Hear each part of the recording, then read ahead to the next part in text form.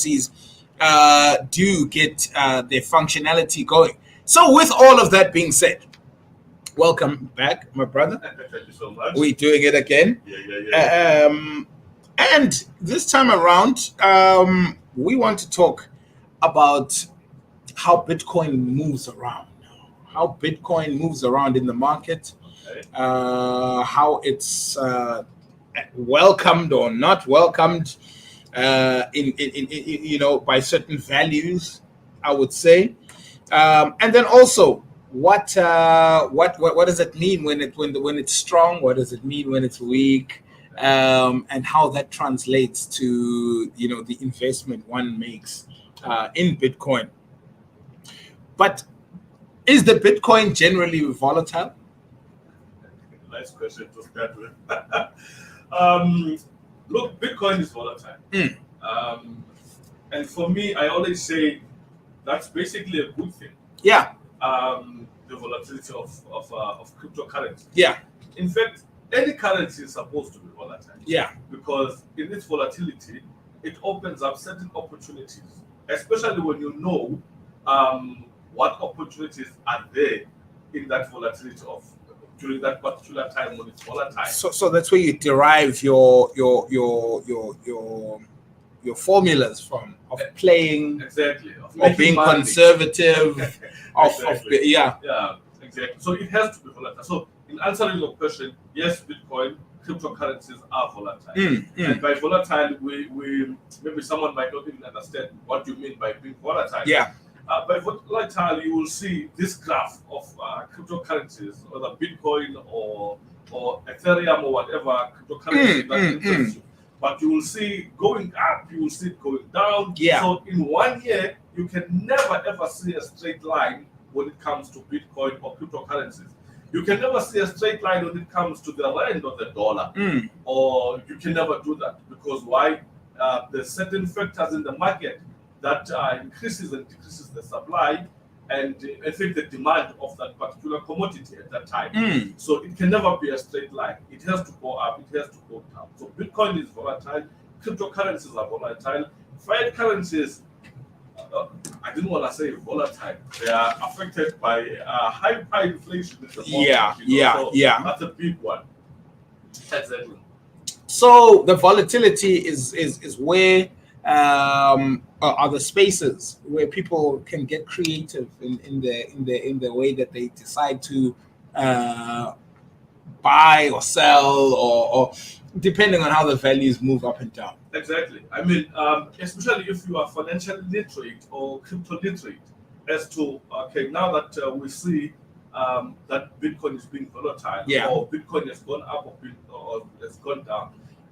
Let's say what made it go down at that particular moment. What made it behave that way? Exactly. And then if you know that, okay, if this thing lasts for so much, for a period of 2 months, for instance, you know that, okay, chances are this particular asset won't have a demand for this period. Now, when there's no demand, if you know what you're doing, like me, that's when you're gonna be able. You wanna buy more of whatever asset is losing value at that time. Sure. Because whenever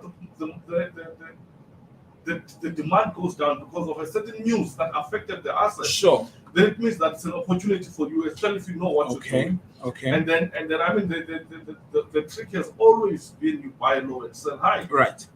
So a lot of people run away. Unfortunately, they run away because Bitcoin has gone down, or Ethereum has gone down. So these are based off fears. Those are behaviors based primarily off fear. People who feel like if it can go down, they're gonna lose everything, so they might as well sell while it's still worth something, not realizing that this is when you hold firm or you actually buy more. Or buy more because that's where the stability is going to come from at a later stage. I mean, I don't think it's an issue of fear. I think that's why we are here every 2 weeks. I think it's an issue of listening too much to people who actually don't know about Bitcoin themselves. Okay. So you tend to gather information that has got no basis, because people are going to say it's a scam when it goes down. People are going to say it's a bubble when it's going down. Or blame whoever advised. Exactly. Say, when I saw you, so you cost me, bruh. Look at this thing that's gone down. And we we've seen people say that. Sure. We've heard people say that. We've seen people making worse decisions, especially when the price of the asset, which is Bitcoin, goes down. Right. Not knowing that if it did go down, that it means it's gonna go up again. But then that's how I said it's not even a matter of people are fearful. I think people just need more knowledge as to what Bitcoin is all about. Right. What causes Bitcoin to go down? What can I do when it goes down? What causes it to go up? I mean, just to give you an example, when I started knowing about Bitcoin, the value of Bitcoin has always been around 17,000, 18,000. If it's too much, it's 56,000 rand. Blah, blah, blah. Those were the figures. And then it became something like 80, 90, 100,000 rands. And so it was ranging from there. From 80, it will go down to 40,000. It will go up to 80 or 100 and stuff like that. But every time it goes up, it hits a new peak. Exactly. And then there was this time, it just went straight to 290,000, 320,000. Sure. You know, it went to 300, and we made a lot of money then. But then guess what? It went down back to 60,000. Yeah. And now when it went down, remember what happened? When it goes down, the media, I almost said something. The media, on message said the haters of Bitcoin. Okay. When the price of Bitcoin goes down, they make too much noise about the price. About the decline. Exactly. Okay. About the dip of Bitcoin. Now, for someone who was already skeptical in actually investing in Bitcoin, you're closing the door for them. You understand? Get those news that Bitcoin is going down. Bitcoin is a scam. Bitcoin is a bubble. This thing is going to crash. You know. Now, you are feeding those people who were already skeptical about another wrong information. And people will start to panic sell. They do what we call panic selling. They start to panic sell, and others actually sell whilst they didn't even make a profit, just because they want to get whatever is left out of there. Exactly. And so the price of Bitcoin went down from 20,000 rands to 45,000 rands. Sure. And those of us who knew what they were doing, we waited for it to actually reach the bottom. And you bought more. And we bought more because we know that, if you can speak to a chart analyst, someone who knows how to analyze a chart, they're going to tell you that if there's what we call a demand zone, okay, meaning that when the price of Bitcoin hits there, it cannot go beyond that point.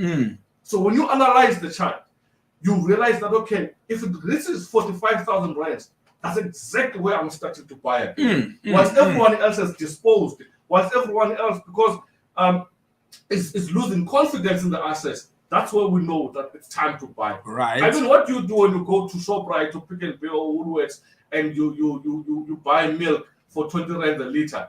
The following day you get there, it's 10 rand a liter. You buy a lot of it. You buy a lot of it.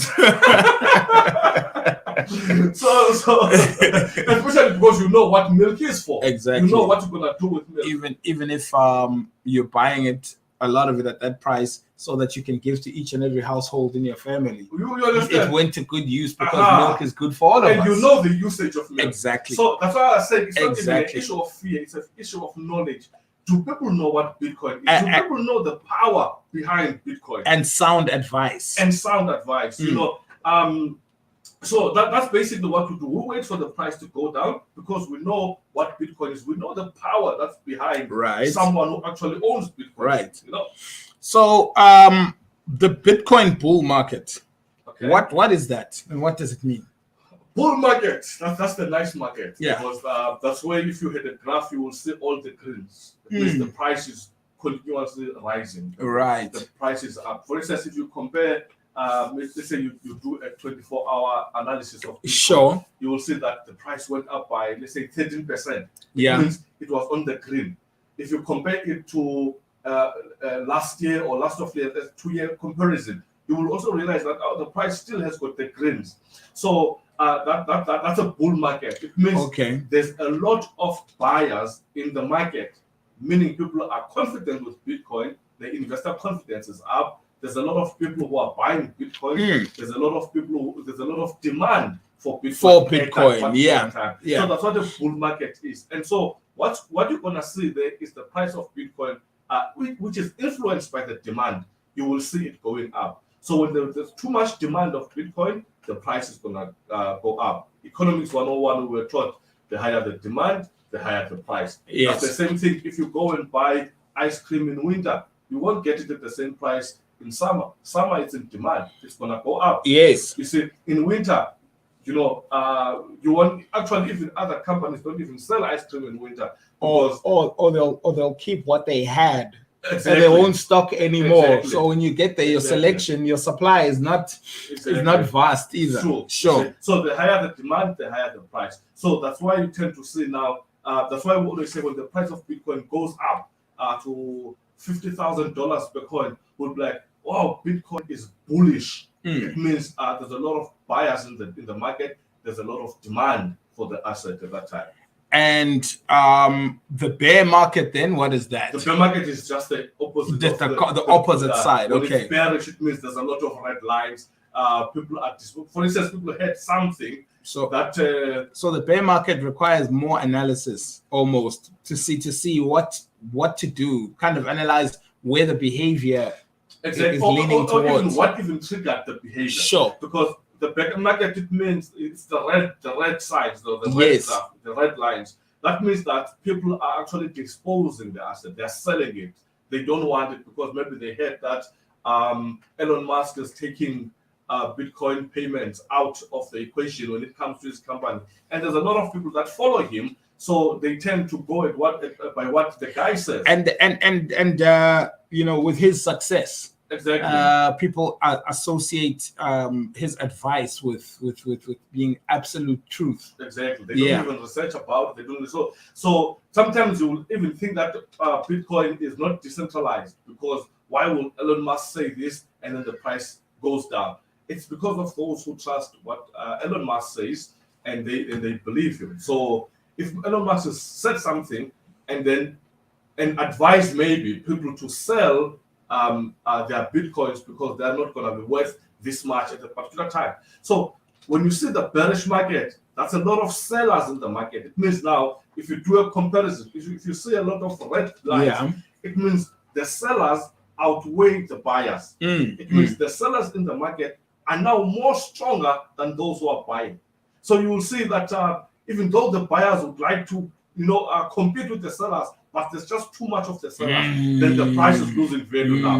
So we call that a bear market. It's red, it's going down, Bitcoin is losing value, and then you capitalize if you want to at that time. So why does Bitcoin fluctuate? Why does it go up and down? It's a currency. It's a currency, and wallet has to do that to prove how legitimate it is. Right. I mean, if you can take the analysis of, I cannot even compare it, in fact, with fiat currencies like the rand and the dollar. They've got its own line. But just to make an example of that, I mean, if you look at when Nelson Mandela started taking over as president, right. You look at the rand to the dollar at that time, it was 2 rand something, and right now. It's something 16 else. rand somewhere you there. Understand? When Zuma started, it was around 9 rands, and then as it went up to 13, 14, 15. Yeah. I think that's the first time we had hit the 15 or 16 rand mark with petrol. Yeah. Don't mention it. Yeah, I know. There were a lot of things happening. Yeah. You see, so when it comes to Bitcoin, then there's what we call pull and push factors in the market. There's demand and supply. There's buy and sell. So Bitcoin fluctuates because of those things. Are the sellers too much than the buyers? Then the price will go down. Are the buyers too strong than the sellers? Then the price will go up. So it's not affected by generally people saying this and whatnot. It's affected by those who are actually taking action to sell or to buy Bitcoin. The demand and the supply. Remember, the more the demand, the less. The more the demand, the more the supply. And in fact, the supply is still the same, but there's too much demand. And then that causes the price to go up when the demand is too much. A lot of people are going to buy into Bitcoin. You see, so that's what causes it to fluctuate. For instance, I just checked before I came here, and I realized that people who bought Bitcoin in the past 24 hours were 380-something thousand rands in the world. Sure. Just in the last 24 hours. So, and yesterday's demand won't be the same as today's demand. And there are factors around the world that assist in increasing the demand of Bitcoin at the particular time. So we're still gonna, see the highest of highs of Bitcoin, given as to what's happening in the world and how much of Bitcoin is going to be in demand as a solution to what's happening in the world. So now, when Bitcoin goes up or down, Okay. what do I do? What must I do? All right, that question is very personal in the sense that it depends what you want to achieve. Okay, Bitcoin goes down, and then you saying, let's say you did not have Bitcoins to start. Let's start with someone who didn't have a Bitcoin wallet, who didn't have Bitcoins to start off with. Now this person hears that Bitcoin has actually gone down, and when the price of Bitcoin goes down, it means it's gonna go up. So normally that's the time to buy. You buy Bitcoin when the price is low, it's gonna go up. So you buy Bitcoin because it has gone down. And then when Bitcoin starts to go up, let's say you buy Bitcoin worth of 50,000 rand, and then in the next 6 months you hear that Bitcoin has gone in value by 113%. So what has happened to your 50,000 rand? It has gone up by 113%. Okay. Now, Okay. that's someone okay. who did not have Bitcoins. Okay. Now someone who had already had Bitcoins worth 50,000 rand, and then the price of Bitcoin falls down by 60%. Your 50,000 rand is going to go down by 60%. Now, because you know that it was high before it went down, Yes. that's the time to decide: am I keeping my money like as it is, or am I adding more to the Bitcoins that I already have, knowing exactly that Bitcoin is going back to where it's gonna go You back. understand? The trend is gonna change. Exactly. Yeah. So it cannot always go down. It cannot always go up. And going up, why are we celebrating and not celebrating when it goes down? You see, What's the motive? what's the motive? Why must it always go down? But it must always go down. You see, we always want Bitcoin to go up, and Right. unfortunately, to Right. know how legitimate it is, it has to go up, it has to go down. It's And a currency. It must fluctuate It must fluctuate because there are factors, You understand? even with Bitcoin. And there's different people out there. There's someone who has got 1,000 Bitcoins who has been long waiting for Bitcoin to reach 1 million rands per coin. When it gets there, that person simply sells because his target has been reached. There's someone who's saying out there, okay, look, when the price of Bitcoin falls to 600,000, I'm gonna buy 10 Bitcoins for 6 million. So you see, there's different people out there who have got different investment strategies that are gonna influence the buy and the sell, the demand and the supply of Bitcoin. Right. So if Bitcoin is decentralized, why does an influential person or influential people or companies or incidents influence the price of Bitcoin? I mean, look what's happening in Ukraine now with Russia's invasion of the Ukraine. Look at what's happening in the Middle East. And all these other places where the exposure, look, the United States is sanctioning left, right, and center. So there are companies who are no longer going to be able to do business with Russia, who are now thinking, are these factors contributing to the fluctuation, and why is it that socio-economic factors do play a role in the fluctuation of the Bitcoin? Okay, let's make an example about Russia and Ukraine. In fact, it's not an example; it's a reality. That's right. I mean, when the news of Russia invading Ukraine started, the price of Bitcoin went down. It went down because Russia has been associated with a lot of cyber crimes. Okay. Okay. So and then people now at that time were skeptic because they knew that it could be an opportunity for Russia to advance in those cyber crimes, because right now seemingly there's lawlessness in the country. So, but guess what happens now? When the price goes down, I think few hours after that you see the price starting to pick up again, and only to find that, remember, Russia is destroying buildings in Ukraine and civilians. Unfortunately, that means that who's gonna go to work at the bank? No one is gonna wanna work at the bank. You understand? Right. So secondly, if Ukraine wants financial assistance, how are they gonna access the money? So And where is it going to go? Exactly. And who is going to access it? Exactly. Now, you will think that Bitcoin is decentralized, but that's where it actually becomes a solution. Because, right, do you know that Ukraine has received over $50 million worth of Bitcoin to aid in military operations against Russia? So the crypto world has come into play. It has come to play because no one is going to the bank. No one is able to withdraw money because people are scared and hiding somewhere. So what can they use? They can use a company, a currency that's not centralized by the government or by institutions like the banks. They needed a solution that can be a person-to-person payment system, and Bitcoin comes into play there. So that's where we actually see the decentralization of Bitcoin, because why? Bitcoin cannot be frozen. Does that mean arms manufacturers now are also accepting Bitcoin? They had to at that point. Because there's no access to local currency. You understand? There's no access to the currency that they've been using for years. Now Bitcoin comes into play. That is where we actually see how the powerful decentralization concept. This is a revolution. You understand? That's why we see it now. Okay, because people can now be able to fly out of Ukraine. They can be able to buy stuff using Bitcoin, because during this time there's no access to money. In fact, there's limited access to your money, because why? You are not in control. Like we said last time we were here, we said if you are not in control, it's not your money. So the government now can tell you that you don't have access to more than this much, because we are in a situation we must spread the money evenly across the people who will need it because of the crisis. Yes. But now with Bitcoin, there's no ID, there's no censorship, there's nothing, because why?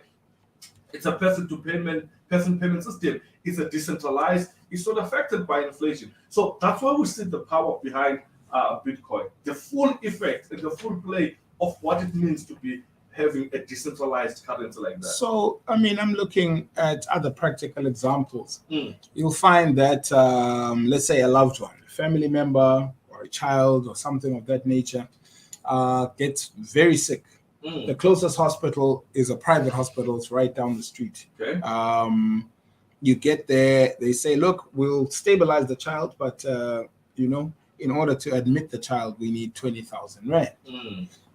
You don't have that in your current account, but soon you'll be able to transfer crypto between, and that is acceptable. And now, if the value of it is high on that particular day, you don't lose a thing, and you still get the benefit of what you need with the healthcare system. So this is something that is initially going to be parallel and eventually maybe be linear to be the way to go. And I think that people are going to learn even a lot from what's happening in Russia and that when it comes to cryptocurrencies and what they can be used for. Yeah. What you say, for me, it was a practical example. I wanted to buy a car cash, and the person I wanted to buy it from didn't want to give me his account number. So I thought to myself, let me just go to the bank and withdraw this money and put it in front of him like a loaf of bread. Maybe he's going to change his mind. And I go to the bank, just there in Vincent. I'm like, look, guys, I want to buy a car and I want this money, all of it. And I want to do something now. They're saying to me, I can't have access to this money. You have to book. I need to book the money. I must make an appointment to have access to my money. Gosh, I was so angry. And that's frustrating. You understand? Now, I said to them, guys, that's not going to happen. Whose money is this? I need my money, guys. You understand? It's my money. I need it now. If I must wait for the bulk teller to count it out, I'll wait. And I will miss the opportunity if you don't give it now. Yes. So now you get this thing now about Bitcoin, and you realize that you don't need permission. You don't need an appointment. You don't need anything. In my bank account, you won't find anything more than 2,000 rand. Yeah. Every day, any day. Sure. In my Bitcoin account, that's where the money stays. Yes, and that's where you prefer to keep it. That's as why well. I prefer to keep it reserved. For instance, one time I was taking Uber here, and when I checked, I'm like, Joe, this guy had a Yoko machine for payments. I said to him, look, man, I don't want to pay you out of my personal account, and I didn't bring my cards. Can I pay you in crypto? And this guy was like, in crypto? I was like, yeah. I said, I only have Luna. I said, Luna is fine, open it. and I just paid him this total amount of 125 rands Queen. in Bitcoin. And so he keeps on calling today. Don't you want to take a ride? Awesome You stuff. understand? Why? Because at that time he saw that, man, I can accept Bitcoin as a method of payment for my business. The good thing is, no bank knows how much I have at that particular time. Exactly. So I still work like this. You can't be targeted for any of these things. Exactly. And also, I also have access to my money anytime I want. Yes. So that's the good thing about it. No matter how much of Bitcoins you have in your Sure. wallet, if you need them, you have them. It's not. And it's right there. Exactly. Exactly. So it's true when they say if you are not in control, it's definitely not your money. How important is control when it comes to finances? Oh, control is everything when it comes to anything. Whether it's a business partnership, whether it's money. If you are not in control, there are decisions that you are not even likely to. I mean, let's look at the government to start off with. Maybe people would be able to finish it down to whatever financial decisions they can make. I mean, if you are in government and you want to pass a certain law, right, we will see your control whether you are against that law being passed. But if the votes, are not on your side, that law that you actually do not want to pass, it will pass. I mean, and you have no hand in the outcome. You understand, but the outcome still affects you. Yes, you understand. So that's how it's binding. In fact, exactly. So same thing when it comes to our finances. If you are not in control, control is important in that regard. And if you are not in control, it means you can be associated with things that you do not want. You can be part of something, a financial decision that you do not want just because you are not in control. So when it comes to your money, you must be in control of where to keep your money, what does your money do, what you pay with your money, and how you receive your money and stuff like that. Now, that's you exercising control of your money. But the minute you want your money and in an emergency, like you mentioned, and you cannot get it, then it means you are not in control. And if you have to make alternative arrangements in order to access your own funds, your control is much less or much more limited than you thought initially when you signed. And you're only gonna find out about that when you actually want your money. Yes, because most of the time the institutions know that it's a bad thing to make customers book for their money.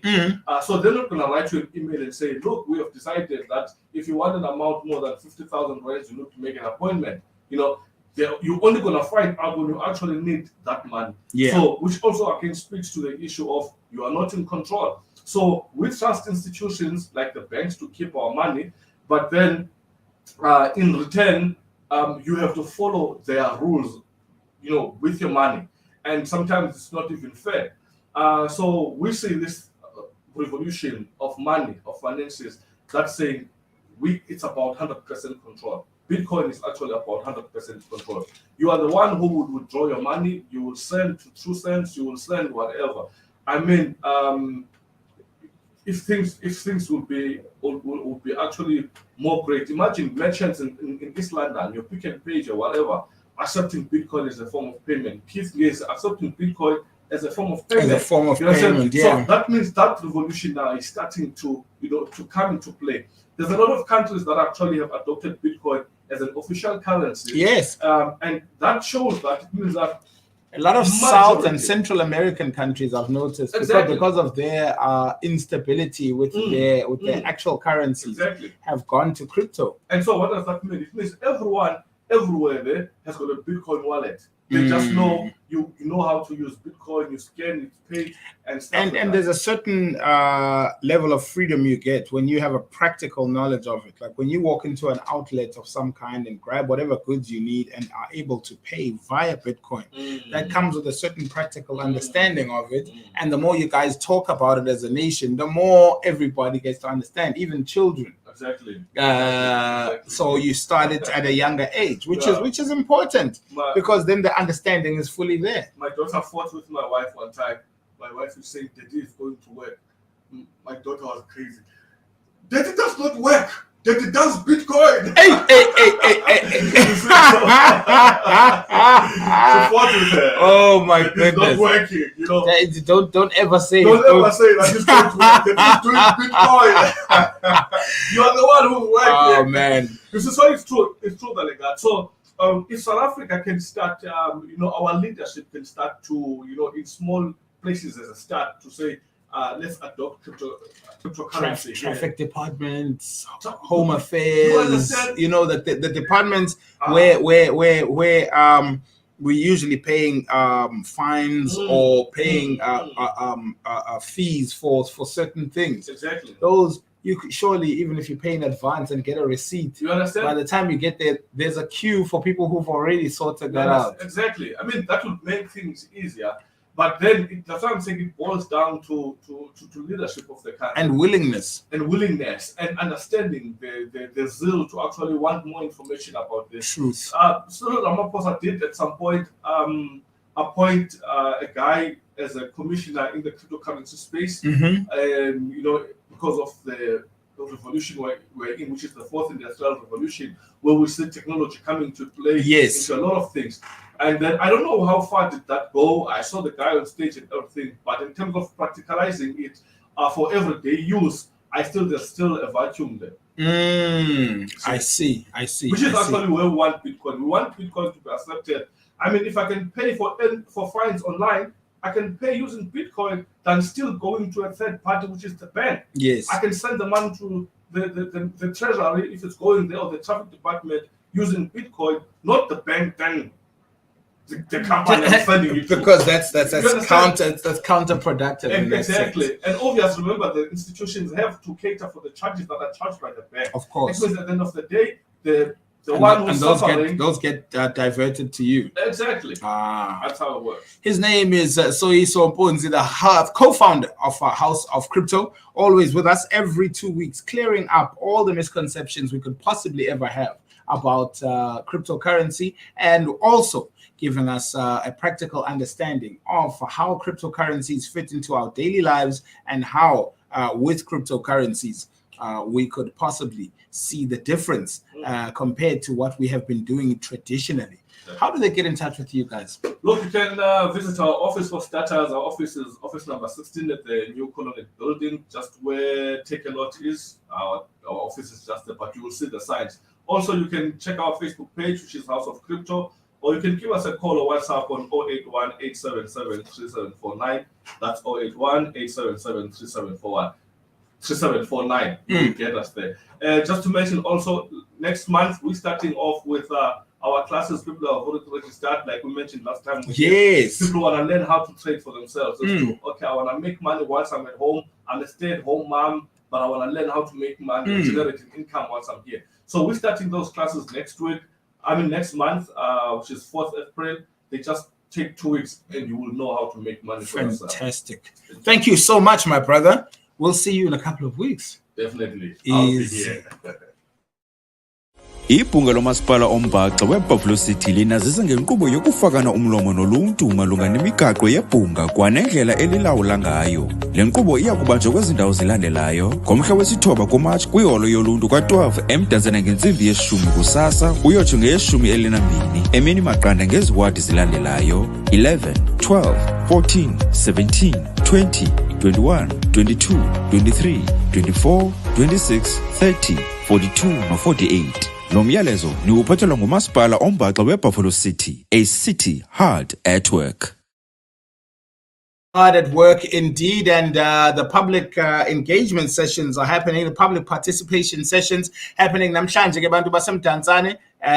In fact, happening currently at the moment at NU12 eholweni. If you do have some service delivery issues, if you do have some matters that are of concern ekuhlaleni, do not hesitate to go there and forward your concerns. Bakhona abahlali and the people who will be taking your concerns to the heights that they need to be escalated to. On that note, it is 4 minutes now before 11. Going for the mix, and thank you to House of Crypto for another clarity session on a Wednesday, because Financial Wednesday is the way to go.